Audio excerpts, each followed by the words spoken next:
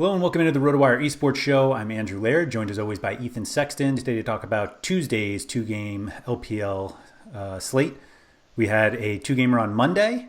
Ethan was just telling me he had the winning lineup, and then he changed it.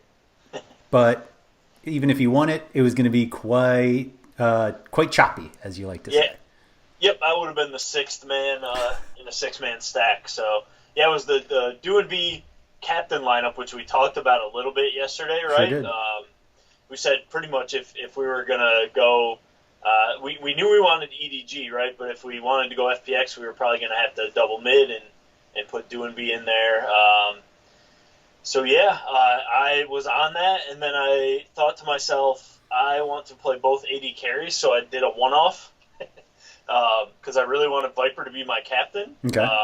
And it just didn't work out. But that's all right. I mean, it's my own fault. I should have just played the combination of the two teams I thought were going to win instead of playing the team slot of the team that I knew was going to lose. But that's on me. That's all right. I can deal with that. It wasn't anything screwy happening, right? It was just my own mistake. So no big deal. The one I was in had a 27-way tie for first. I was not one of them because I ended up playing JDG. So, Yep.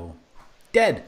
Yeah. I mean, not a bad play, though, right? Like, I don't think it was stupid to play JDG. I mean, as we alluded to yesterday, I think either side of that matchup was a decent bet to win.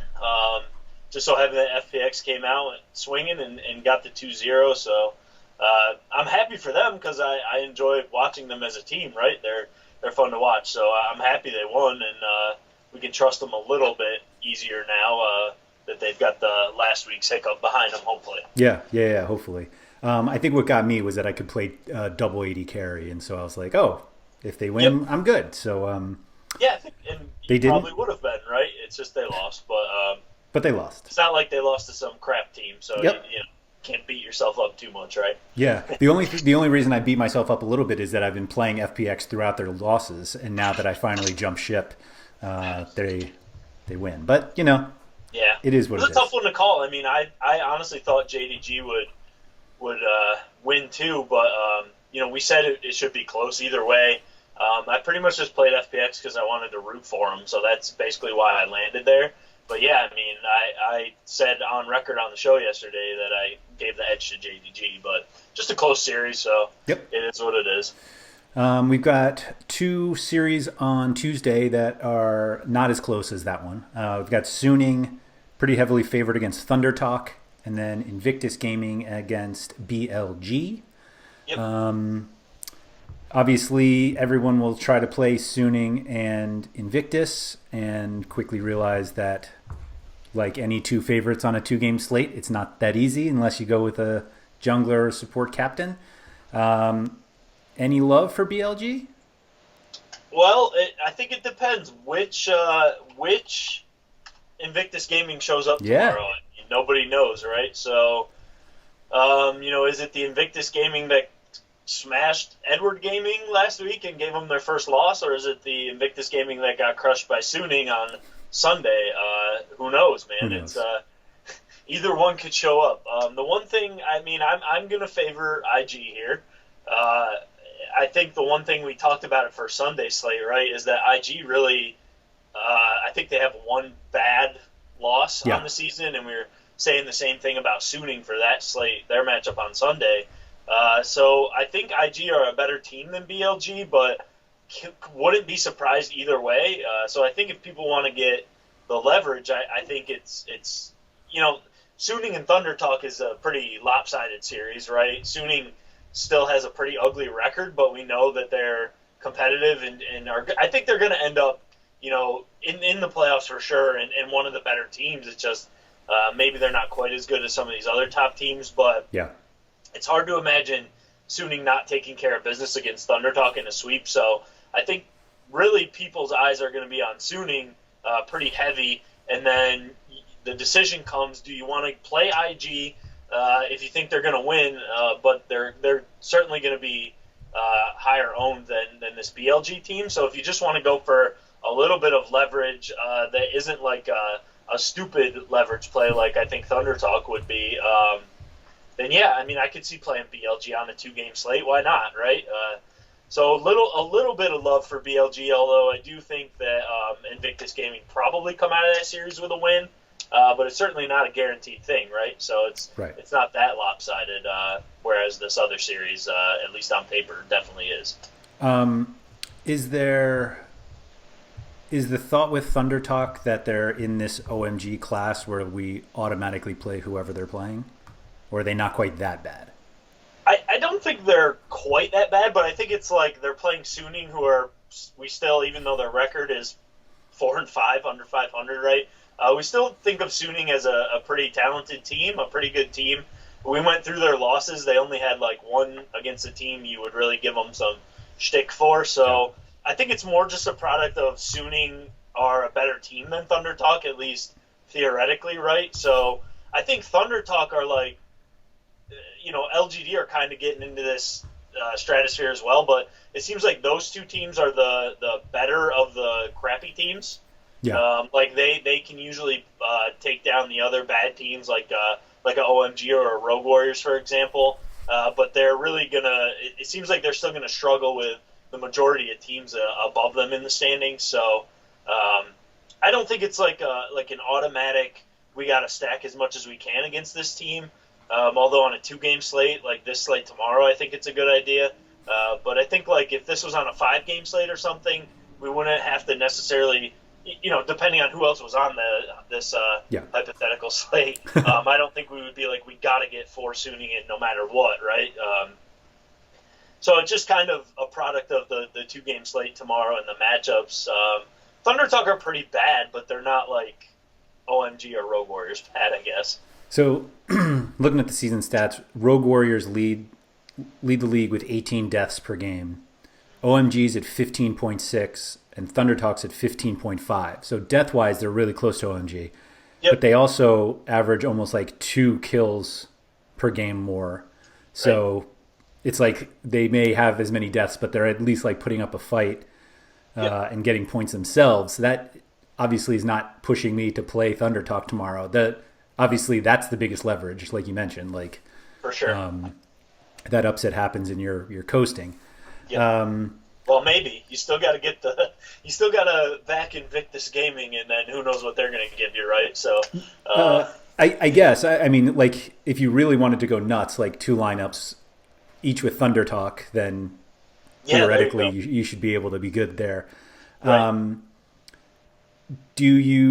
Are you confident enough in Suning that they smash Thunder Talk that you don't lose to an Invictus BLG game stack? I don't know, because I don't like game stacks. I say it all the time, right? But we know, as I say this on every 2-game slate as well, that they're way more viable on these 2-game slates. And you are talking about Invictus and BLG are the 2 teams on this slate with the highest kill totals coming in. And other than Thunder Talk, they have the next 2 highest death totals. So theoretically, it could be a bloodier series, but I don't know, man. I can't get behind the game stacks, even though we've seen them work a few times. I don't know. I feel like you need too much to go your way. Like Suning, I feel like if they win, they should be, scoring pretty well, and you get the games not played bonus. Yeah. So I feel like Suning can outscore. I feel like Suning can certainly outscore BLG. Even if BLG win, I kind of feel like if they both win, I still kind of feel like Suning would outscore them. But IG, we know their upside, so it might not be the same case if IG pick up a win. So it's really like, is that series going to go 2-1, and is there enough kills on both sides? I mean, I don't personally see it, but I think if you were going to do a game stack on this slate, then that's the one you're going to want to target. But it's just not for me, man. Let me walk you into it. Are you more likely to play a game stack or a Thunder Talk lineup? I think I would rather play a game stack. I'm not giving Thunder Talk really any chance to win, and maybe maybe I'm just still biased on last year's Suning, second in the world, right? Suning. Yeah. instead of this 4 and 5 version that we've seen so far this year. But it's just, on paper, this Suning lineup is just still way better than Thunder Talk. And I think maybe Suning might get a little bit of a second half shoot up the table a little bit here and, definitely get into the playoff spots. Just looking at the table, Suning, I think, on paper are better than a lot of teams ahead of them. BLG included, Victory 5, LNG, Rare Atom. I mean, Rare Atom are in 5th, but, Suning and Rare Atom play tomorrow. I think Suning are going to be probably priced as the favorites in that series, right? So I just think Suning should be a lot higher in the standings when it's all said and done, and I think Thunder Talk are kind of down in 14th where they are now is kind of where they're going to end up, right? So I think I would rather play a game stack of that IG BLG series than really get after it with Thunder Talk. I think, to your point, the only reason to play Thunder Talk is to get the ultimate leverage tomorrow. Right. And you're sold on a Suning long stack?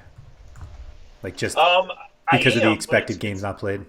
Yep, I am, but it's tough. So Suning are the most expensive in most of the roles, although IG are more expensive in a couple, I believe. Yeah. So it's really hard to jam in, especially if you want to play IG Suning. It's tough to get a full-on Suning long stack. Yep. So it really depends on what people want to do, I think. But yeah, I don't mind an IG long stack either because I think IG have just as much, if not more, upside, right? But if you're playing BLG, I think I would definitely have a Suning long and a BLG short. I just think if BLG win, their kill totals probably aren't as high as what Suning should be able to do tomorrow, but it's hard to say. Yeah, yep. I think that's exactly how I was looking at it. I think you pretty much, if you're building some sort of Suning Invictus combination, it's like you're not going to be able to play Huanfeng and Puff. Right. So you're going to have to make a decision there. You have tough decisions at every spot because you're not going to be able to play two carries, either one. No, you're not going to be able to for sure if you have those two favorites. Unless you have some ridiculous one-off. Right, yeah, which is, I wouldn't recommend it after me doing it today. The Thunder Talks team slot is the Rogue Warriors of today's slate, and it didn't work real well. Invictus Gaming, Jun has more kills than anyone on the slate, right? So he's not a bad idea to captain if you go that route of the double chalk. I think that lineup build ends up being pretty popular, though, right? Yeah.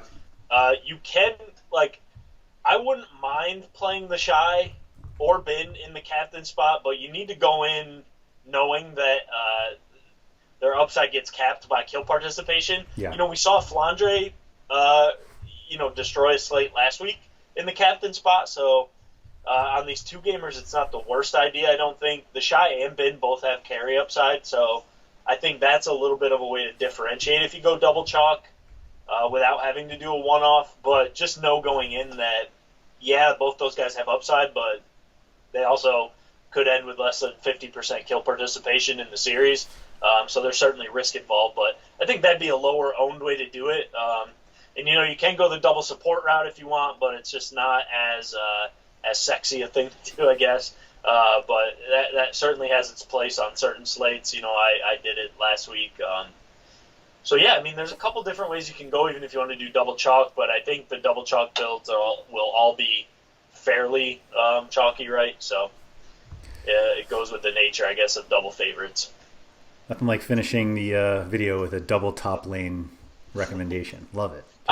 Just if you want to differentiate, right? That's going to be lower owned than double support and double jungle, I would think.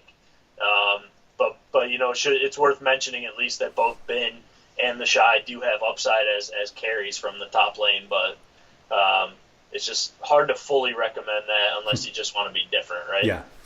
Well, as we learned today, being different probably helps. Yep.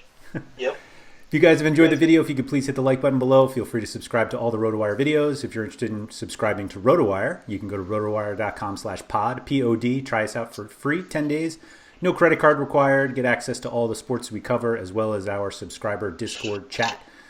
We'll be back tomorrow to preview another two-game slate, and then we get some bigger ones. So, Ethan, thank you for that, and good luck on Tuesday. All right. Same to you. Talk to you tomorrow.